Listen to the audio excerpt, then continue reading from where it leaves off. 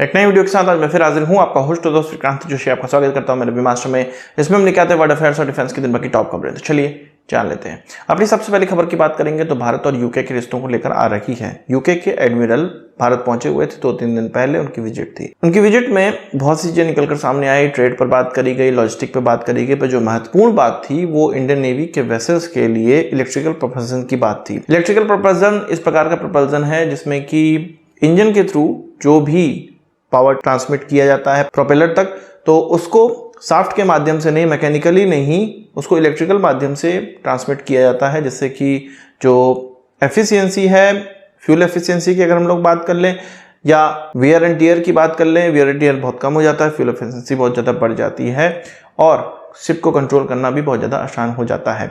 असल में इस प्रकार के प्रपल्सन में जो फ्यूल का इस्तेमाल करके इलेक्ट्रिसिटी जनरेट की जाती है, उससे जो मोटर्स हैं, जो प्रोपेलर के मोटर हैं या अन्य मोटर्स हैं या पावर इलेक्ट्रॉनिक्स जो उसमें लगे होते हैं, उनको कंट्रोल किया जाता है। उसमें फ्रीक्वेंसी भी कंट्रोल की जा सकती है, वोल्टेज, करंट सब कंट्रोल करके। इस प्रकार से आप समझिए कि हमारे फैन को रेगुलेटर के माध्यम से कंट्रोल किया जाता है, उसकी स्पीड, उसी तरह प्रोपेलर को भी कंट्रोल किया जा सकता है इलेक्ट्रिकल माध्यम से। पहले ये हमारी जो शिप में है वो मैकेनिकल माध्यम से होता है, सॉफ्ट के माध्यम से होता है, जिससे कि काफ़ी इसको उपयोग करना बहुत कठिन होता है, वियर एंड टियर भी होता है। ये चीज़ अब यूके के द्वारा कही जा रही है कि भारत को ये टेक्नोलॉजी दे सकते हैं, भारत के साथ वो इस पर कॉपरेशन कर सकते हैं। हमको पता है कि क्वीन एलिजाबेथ क्लास के जो एयरक्राफ्ट कैरियर वो इस्तेमाल कर रहे हैं, जो नया एयरक्राफ्ट कैरियर बना है उसमें पूरी तरह से इलेक्ट्रिकल प्रोपल्सन का इस्तेमाल होने लगा है और भविष्य यही है। पर भारतीय वेसल्स में इसका इस्तेमाल अभी तक नहीं हो रहा है। यूके ये कह रहा है कि हम टेक्नोलॉजी ट्रांसफर करेंगे, हम टेक्नोलॉजी आपको देंगे। हाँ, इसके एवज में उनको व्यापार भी चाहिए होगा, बहुत से कंपोनेंट वहीं से होकर आएंगे, पर हमें एक नई चीज़ मिलेगी, हमारे वेसल्स के लिए नई चीज़ मिलेगी और जो हम लोग INS विक्रांत की ही एक बहन बनाने की कोशिश करेंगे। जो इंडिजिनस एयरक्राफ्ट कैरियर 2 होगा उसमें हो सकता है कि इलेक्ट्रिकल प्रोपल्सन का इस्तेमाल हम लोग करें और उसी के लिए हो सकता है यूके इस चीज़ को हमारे लिए प्रोजेक्ट कर रहा है। इसको दोनों ही हाथों से ग्रैब करना चाहिए। पर आप जानते हैं कि भारत अभी ये देखेगा दूसरे देश से क्या ऑफर आ रहा है, इसके एवज में दूसरों से नेगोशिएट करेगा और धीरे धीरे इसमें समय गुजार देगा। देखते हैं क्या होता है। बात करते हैं जम्मू कश्मीर की। कल मैंने आपको बताया था कि हमारे 5 जवानों को वीरगति प्राप्त हुई थी एक टेररिस्ट अटैक में।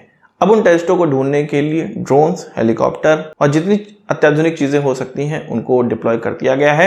पुंछ इलाके में ये कहा जा रहा है, इसके आसपास के इलाके में पाकिस्तानी टेररिस्ट, कुछ 6-7 टेररिस्ट हैं जिन्होंने इस घटना को अंजाम दिया था, तो उनको ढूंढकर मारने की पूरी तैयारी की जा रही है। और इस ऑपरेशन को जो नाम दिया गया सर्च एंड डिस्ट्रॉय ऑपरेशन वहां पर चल रहा है कि बिल्कुल निस्तनाबूद कर दो। होना भी यही चाहिए। और कई बार इस प्रकार के अम्बुश करने के बाद भी टेररिस्ट लोग वहां से भाग जाते हैं, उनको पकड़ना मुश्किल हो जाता है, जंगलों में घुस जाते हैं। इस बार हम ये मनाएंगे कि 6-7 जो टेररिस्ट हैं इनको कुत्ते की मौत मारा जाए। बात कर लेते हैं नागास्त्र की। नागास्त्र 1 जो कि एक लॉइटरिंग म्यूनिशन है, इसका कॉन्ट्रैक्ट साइन कर लिया गया है इंडियन एयरफोर्स के द्वारा। इसको जो बनाती है वो सोलर इंडस्ट्रीज बनाती है, जिसकी कि एक 100% सब्सिडरी है, इसका नाम इकोनॉमिक्स एक्सप्लोसिव लिमिटेड है। इसको कई ग्रेनेड बनाने का कॉन्ट्रैक्ट भी प्राप्त है, तो इसी को ये कॉन्ट्रैक्ट भी मिल गया है और इसके द्वारा ही नागास्त्र 1 बनाया जाता है। ये लॉइटरिंग म्यूनिशन की खास बात यह है कि इसको मैन वाले मोड में तो इस्तेमाल किया ही जा सकता है सर्विलांस के लिए, इसको ऑटोनोमस मोड में भी इस्तेमाल किया जा सकता है, जिसमें कि ये कामिकाज़ी ड्रोन बन जाता है, सुसाइडल ड्रोन बन जाता है। इसकी एक और ख़ास बात यह है कि जो ये कंपनी है इसने इजरायली कंपनी और पोलैंड की कंपनी को पीछे छोड़ते हुए अपने प्रोडक्ट को सामने रखा और इसको विजय प्राप्त हुई है।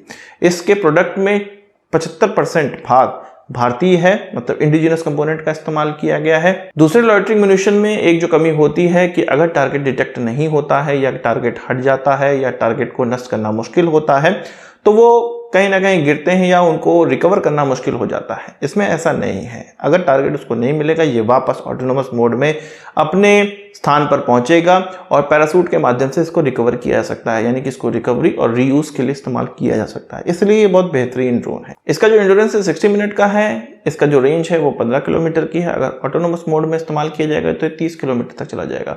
ऑटोनोमस मोड मतलब ये खुद से डिसीजन लेगा, खुद से टारगेट को नष्ट करने का प्रयास करेगा। इसमें आदमी का जो हाथ है वो बिल्कुल नहीं रहेगा, बिल्कुल मिनिमम रहेगा। बात करते हैं रशिया से खरीदे जाने वाले डिफेंस प्रोडक्ट की। भारत को बहुत बड़ा धक्का लगा है और भारत को बहुत ज़्यादा परेशानी हो रही है। अभी भारत के द्वारा रशिया को $2 बिलियन की पेमेंट की जानी है, जो कि 1 साल से फंसी हुई है इसी कारण से, क्योंकि उनको डॉलर में पेमेंट नहीं हो पा रही है। रुपए रूबल में व्यापार नहीं हो पा रहा है। रशिया रुपए रूबल में करने को तैयार नहीं है क्योंकि जो रुपए है वो बहुत वोलेटाइल है। किस प्रकार से कितना रुपए उनको डील के लिए देना होगा ये चीज़ क्लियर नहीं हो पा रही है। यहाँ पर कुछ 10 बिलियन डॉलर का रशिया हमें क्रेडिट पे हथियार दे सकता है, पर वो भी नहीं दे रहा है क्योंकि उनको ये लग नहीं रहा है कि पेमेंट कैसे होगी, कैसे भारत उनको डॉलर दे पाएगा। इस कारण से भारत की तैयारियों पर भी बहुत ज़्यादा बुरा असर पड़ रहा है। हम जानते हैं कि इसी कारण से S-400 भी हमें नहीं मिल पाया और बहुत से ऐसे सामान हैं जो रशियन सामान है उसके स्पेयर पार्ट भी डिलीवर नहीं कर रहा है रशिया, क्योंकि उसको पेमेंट होने का कोई भी संभावना निकट भविष्य में नहीं लग रही है। हाँ, दिरहम या यूरो में पेमेंट की जा सकती है, पर दिरहम और यूरो का जो पेमेंट है वो ऑयल तक ही सीमित भारत रखना चाह रहा है, क्योंकि अगर इसका वेपन्स के लिए इस्तेमाल किया जाएगा तो फिर अमेरिका इस पर नज़र गड़ा देगा और जो हम तेल खरीद पा रहे हैं वो भी हम नहीं खरीद पाएंगे। एक तरह से आप कह सकते हैं कि भारत को इतनी छूट मिली है कि तेल खरीदो रशिया से, हथियार मत खरीदो। इससे सीधे सीधे यूएस को फायदा होगा और यूरोपियन कंट्रीज को फायदा होगा। मेनली यूएस को फायदा होगा और यूएस जानता भी है और चाहता भी यही है कि डॉलर में व्यापार ना हो। डॉलर में व्यापार नहीं होने के कारण बहुत से ऐसे देश हैं जो कि अमेरिका की तरफ देखेंगे, या तो उनको समझौता करना पड़ेगा या अमेरिकन हथियार ही खरीदने पड़ेंगे। भारत के साथ भी कुछ ऐसा ही होता हुआ दिखाई दे रहा है।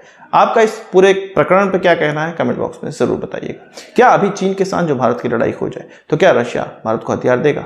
मुझे नहीं लगता दे पाएगा, क्योंकि इस प्रकार की जो चीज़ें हैं जिसमें कि यूएस डॉलर पे बैन लगा रहेगा तो वो भारत को दिक्कत देगा। पर हो सकता है कि युद्ध के कंडीशन में अमेरिका एक एक्सेप्शनल दे दे, क्योंकि वो जानता है कि अगर चीन से भारत युद्ध हारेगा तो ये इनडायरेक्टली अमेरिका की भी हार हो जाएगी। इसलिए हो सकता है कि युद्ध की कंडीशन में भारत को अमेरिका डॉलर में पेमेंट करने को कहे, पर अभी डॉलर में पेमेंट नहीं हो पा रही है। आपको क्या लगता है कमेंट बॉक्स में ज़रूर बताइएगा। व्यापार में डॉलर का कम इस्तेमाल हो ये बांग्लादेश भी चाह रहा है, इसलिए भारत के साथ व्यापार में अब टका और रुपए में व्यापार तय किया गया है। इसमें भारत की तरफ से स्टेट बैंक ऑफ इंडिया और आईसीआईसीआई भाग लेंगे और बांग्लादेश की तरफ से ईस्टर्न बैंक, इसके अलावा उनका सोनाली बैंक ये भाग लेने वाला है। इनमें हमारे जो बैंक है उनका अकाउंट बांग्लादेशी बैंक में खुलेगा और बांग्लादेशी बैंक का हमारे देश में अकाउंट खुलेगा। भारत का जो व्यापार है बांग्लादेश से, इसमें भारत जो एक्सपोर्ट करता है बांग्लादेश को वो लगभग 13 बिलियन डॉलर का करता है और बांग्लादेश से लेता है 2 बिलियन डॉलर की चीज़ें। यानी कि बांग्लादेश को अगर भारत से व्यापार करना है तो उनको ज़्यादा यूएस डॉलर में पेमेंट करनी पड़ती है। तो इससे सीधे सीधे दिख रहा है कि बांग्लादेश को फायदा होगा। वो टका में पेमेंट कर लेंगे या रुपए जो उनके पास होंगे उसमें पेमेंट कर लेंगे। पर भारत ने भी यहाँ पर चालाकी की है, कैपिंग लगाई है कि 2 बिलियन डॉलर तक ही का व्यापार रुपए और टका में किया जा सकता है, क्योंकि बांग्लादेश का जो एक्सपोर्ट है वो 2 बिलियन डॉलर तक ही सीमित है। हो सकता है आगे चल के इस कैपिंग को घटाया या बढ़ाया भी जाए, पर अभी के लिए 2 बिलियन डॉलर का ही व्यापार इस माध्यम से किया जाएगा। बात करते हैं एसरैम की, जो कि एमबीडीए के द्वारा बनाई जाती है। भारतीय तेजस MK1 में इसका ट्रायल, कैप्टिव ट्रायल अभी होने वाला है और कहा जा रहा है कि इस साल के अंत तक इसको लगाकर टेस्ट भी किया जाने लगेगा। एमबीडीए ने भारतीय कंपनी भारत डायनेमिक्स लिमिटेड के साथ हाथ मिलाया हुआ है कि तेजस में इसको लगाना, मतलब इसकी असेंबली करना, इसकी टेस्टिंग करना, सारी चीज़ें ये भारत डायनेमिक्स लिमिटेड को करना पड़ेगा। और एक बार टेस्ट होने के बाद पूरी तरह से जब संतुष्ट हो जाएंगे कि हाँ इसको तेजस एयरक्राफ्ट के साथ उड़ाया जा सकता है, उसमें इस्तेमाल किया जा सकता है, तो हो सकता है कि भारत डायनेमिक्स लिमिटेड को इसका प्रोडक्शन का भी लाइसेंस प्राप्त हो जाए। हम जानते हैं कि एसरैम एयर टू एयर मारक क्षमता वाली एक बेहतरीन मिसाइल है, छोटी दूरी की मारक क्षमता वाली। इसके साथ पाइथन 5 का भी ट्रायल तेजस MK1 के लिए किया जाना ड्यू है, जिसको कि इस साल तक अंजाम दिया जाएगा। आपका इस अच्छी खबर पे क्या कहना है? तो आज की इस वीडियो के लिए बस इतना ही। आशा करता हूँ वीडियो पसंद आया होगा, आपको एक प्रार्थना से जरूर देंगे। इस वीडियो से मुझे सवाल सुझाव हो कमेंट बॉक्स में जरूर लाइएगा और यदि आपने मेरा चैनल सब्सक्राइब नहीं किया उसे भी कर लीजिए, क्योंकि हम इस प्रकार की वीडियो लाते रहते हैं। नमस्कार, थैंक यू, जय हिंद।